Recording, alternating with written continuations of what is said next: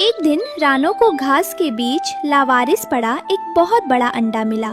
रानो का दिल भर आया।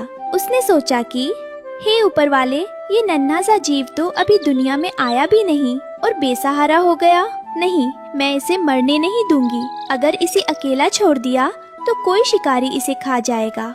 समय बीता और अंडे से एक नन्हा बाज बाहर निकला। रानो ने उसका नाम रखा वीर। लेकिन वीर बाकी बच्चों की तरह दाना नहीं खा पाता था। वो बीमार रहने लगा। मेरे बच्चे, तू परेशान मत हो। तेरी बनावट अलग है, तेरा नसीब अलग है, पर मेरी मोहब्बत में कोई कमी नहीं आएगी। अम्मी, क्या मैं बाकी भाई बहनों जैसा नहीं हूँ? मुझे दाना कड़वा क्यों लगता है? वीर, तू आसमान का शहजादा है। तू फल खाया कर, तुझे इसी से ताकत मिलेगी। नफरत की आग बुझाना मुश्किल होता है। कालू कौवा वीर को देखकर डर गया था। उसे लगा कि अगर ये बाज बड़ा हो गया तो पूरे जंगल पर राज करेगा। वो रानो को समझाने के बजाय पूरे जंगल को उसके खिलाफ करने निकल पड़ा। भाइयों और बहनों, खतरे की घंटी बज चुकी है। रानो पागल हो गई है। वो अपने घोंसले में मौत को पाल रही है। वो बाज का बच्चा कल हमारी गर्दन मरोड़ देगा। पर कालू भाई, वो तो अभी बहुत छोटा है। रानो उसे अपनी ममता दे रही है। ममता? अरे, शिकारी को खून की गंध पसंद होती है, ममता नहीं। हमें अभी चलकर रानो को अल्टीमेटम देना होगा। हाँ, या तो वो बाज का बच्चा जंगल से बाहर जाएगा या फिर रानो को हम सब छोड़ देंगे। कालू कौवा सारे पक्षियों की भीड़ लेकर रानो के घर पहुंचता है। अचानक शोर सुनकर वो बाहर आती है। अरे ओ रानो, बाहर निकल। देख, आज पूरा जंगल तेरे दरवाजे पर खड़ा है। क्या बात है कालू भाई, आप सब इतने गुस्से में क्यों हैं? रानो, नाटक बंद कर। इस शिकारी को अभी के अभी इस घोंसले से नीचे गिरा दे। इसकी जगह आसमान की ऊंचाइयों में है, हमारे घरों में नहीं। रानो, समझो, हम तुम्हारे भले के लिए कह रहे हैं। अगर ये बड़ा हो गया तो सबसे पहले तुम्हारे अपने बच्चों को ही नुकसान पहुंचाएगा। ये आप क्या कह रहे हैं? वीर ने आज तक किसी को परेशान नहीं किया। वो तो ठीक से उड़ना भी नहीं जानता। यही तो चालाकी है। सांप का बच्चा सपोला ही होता है रानो। आज ये छोटा है, कल ये काल बनेगा। इसे निकाल दे, वरना आज से तेरा हमसे कोई रिश्ता नहीं। कालू भाई, औलाद की कोई जात नहीं होती। जिस बच्चे ने मेरी गोद में आंखें खोली, जिसे मैंने अपनी चोट से दाना खिलाया, वो मेरा बेटा है। आप इसे शिकारी देख रहे हैं, मैं इसे अपनी ममता का हिस्सा देख रही हूँ। तो फिर ठीक है, आज से रानो चिड़िया हमारे लिए मर गई। कोई इससे बात नहीं करेगा, कोई इसके साथ दाना चुगने नहीं जाएगा। तू और तेरा ये शिकारी बेटा अब अकेले रहोगे। जंगल वालों ने रानो का साथ छोड़ दिया। रानो अब अकेली थी। अगले दिन रानो दाना ढूंढने के लिए दूर गई थी। वीरबाज और रानो के असली बच्चे डाल पर बैठे थे। तभी कालू कौवा अपने बेटे जग्गू के साथ वहाँ से गुजरता है और वीर को देखकर रुक जाता है। अरे ओ वीरू, क्या हुआ? आज भी अपनी चोंच में कीड़े पकड़ने की कोशिश कर रहा है? तू बाज है रे, तुझे तो शिकार करना चाहिए। पिताजी, देखो इसकी शक्ल। ये चिड़ियों के साथ रहकर खुद को चिड़िया समझने लगा है। अरे ओ डरपोक बाज, जा जाकर अपनी जात वालों को ढूंढ। नहीं, मैं माँ का बेटा हूँ, मैं चिड़िया हूँ। चिड़िया, जा जाकर नदी के पानी में अपनी मनहूस शक्ल देख। तू इनके जैसा नहीं है, तू एक दिन इन्हें ही खा जाएगा। तू इनके लिए श्राप है। वीर नदी के किनारे जाता है और अपना चेहरा पानी में देखता है। वो डर जाता है। मेरी चोंच इतनी नुकीली, मेरे नाखून इतनी डरावनी। मैं तो एक शिकारी हूँ, मैंने अम्मी को बहुत दुख पहुँचाया है। वीर घर छोड़कर जाने लगा। तभी रानो उसे रोक लेती है। कहाँ जा रहा है मेरा वीर? अम्मी, मैं आपकी जाति का नहीं हूँ। लोग सच कहते हैं, मैं डरावना हूँ। मेरे लाल, परिंदों की पहचान उनके पंखों से नहीं, उनके दिल के व्यवहार से होती है। तू मेरा बेटा है और यही सच है। वीर तेजी से पंख फरफराता है और अंधेरे आसमान की ओर उड़ जाता है। रानो उसे रोकने के लिए उसके पीछे उड़ती है, लेकिन वीर की रफ्तार बहुत तेज है। वीर, रुक जा बेटा, वापस आ जा, मेरी बात तो सुन। वीर के जाने के बाद रानो का घर सूना हो गया था, पर मुसीबत कभी बताकर नहीं आती। एक लालची इंसान शिकारी की नजर हरिया तोता के बच्चों पर पड़ गई थी। अरे, ये क्या हो गया? हम इस रस्सी में कैसे फंस गए? पीकू, भागो!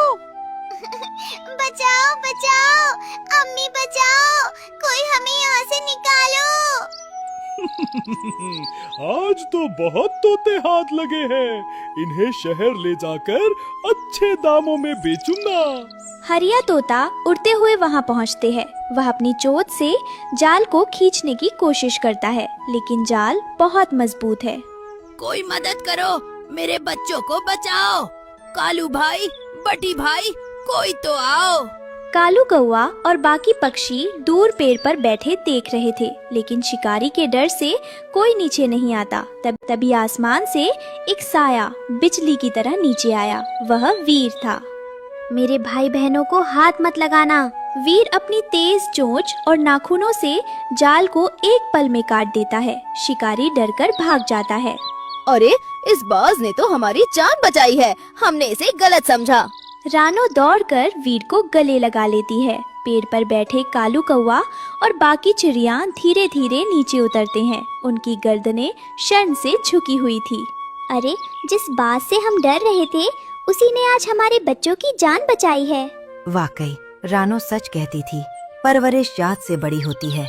वीर, तू बाज के शरीर में एक नन्ही चिड़िया का दिल रखता है। हमें माफ कर दे बेटा। एक दिन आसमान से एक बहुत बड़ी बाज उतरी। वह वीर की असली माँ थी। वह रानो के पास आई और उसे डराने लगी। ए छोटी चिड़िया, मेरा बेटा मुझे दे दे। ये शिकारी है, इसे तेरे साथ रहने का कोई हक नहीं।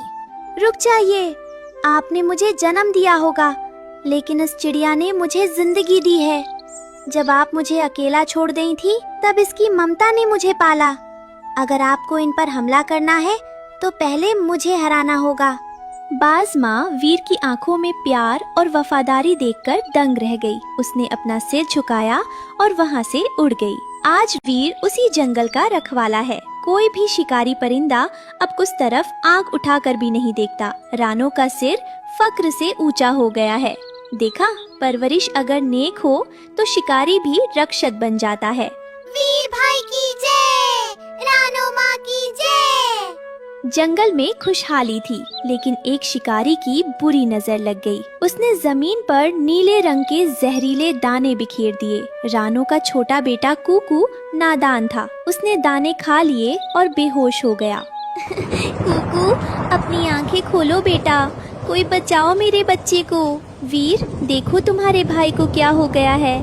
माँ, घबराओ मत, मैं अभी डॉक्टर उल्लू को लेकर आता हूँ। डॉक्टर उल्लू ने बताया कि कुकू को सिर्फ नीली पहाड़ी पर मिलने वाली जड़ी बूटी बचा सकती है, पर वहाँ का रास्ता तूफानी है और बहुत ऊंचा है। वीर, वहाँ जाने की हिम्मत सिर्फ एक बाज ही कर सकता है, पर आज मौसम बहुत खराब है। भाई की जान के लिए मैं मौत से भी लड़ जाऊंगा। माँ, आप कुकू का ध्यान रखना। मैं अभी गया और अभी आया। ऊपर पहाड़ पर बर्फीली हवाएं चल रही थी। वीर के पंख थक रहे थे। तेज हवाएं उसे चोट पहुंचा रही थी, लेकिन उसके कानों में कुकू की आवाज गूंज रही थी। नहीं वीर, तू हार नहीं सकता। माँ ने तुझे पाल पोस कर बड़ा किया है। आज कर्ज उतारने का समय है। वीर लहूलुहान होकर जड़ी बूटी लेकर वापस पहुंचता है। कुकू की जान बच जाती है। रानो वीर के घावों को चूमकर रोने लगती है। वक्त बीतता है। वीर अब एक बड़ा और ताकतवर बाज बन चुका है। रानो को उसके लिए एक सुंदर मादा बाज मिलती है, जिसका नाम किरण था। किरण बेटी, मेरा वीर दिखने में बाज है, पर दिल से चिड़िया है। क्या तुम हमारे साथ रहोगी? हाँ माँ, क्यों नहीं। कुछ दिन बीतते ही किरण का स्वभाव बदलने लगता है। उसे एक छोटी चिड़िया के घर में रहना और कीड़े मकोड़े देखना पसंद नहीं आता। वीर, तुम ये क्या कर रहे हो? तुम एक राजा हो और इन मामूली चिड़ियों की गुलामी कर रहे हो। चलो मेरे साथ ऊंचे पहाड़ों पर। किरण, ये मेरा परिवार है। इन्होंने मुझे तब संभाला जब मेरा अपना कोई नहीं था। एक दिन किरण रानो पर चिल्ला देती है। रानो चुपचाप कोने में बैठकर रोने लगती है। ए बूढ़ी चिड़िया, हट मेरे रास्ते से। तेरी वजह से मेरा पति अपनी शान भूल गया है। बस किरण, मेरी माँ के खिलाफ एक शब्द भी नहीं। वीर को अपनी पत्नी और माँ के बीच चुनाव करना था। किरण को लगा वीर उसके साथ आएगा। किरण, जो अपनी माँ का नहीं हो सकता वो किसी का नहीं हो सकता। अगर तुम्हें मेरे साथ रहना है तो मेरी माँ का सम्मान करना होगा, वरना तुम आजाद हो, तुम जा सकती हो। तुम पछताओगे वीर।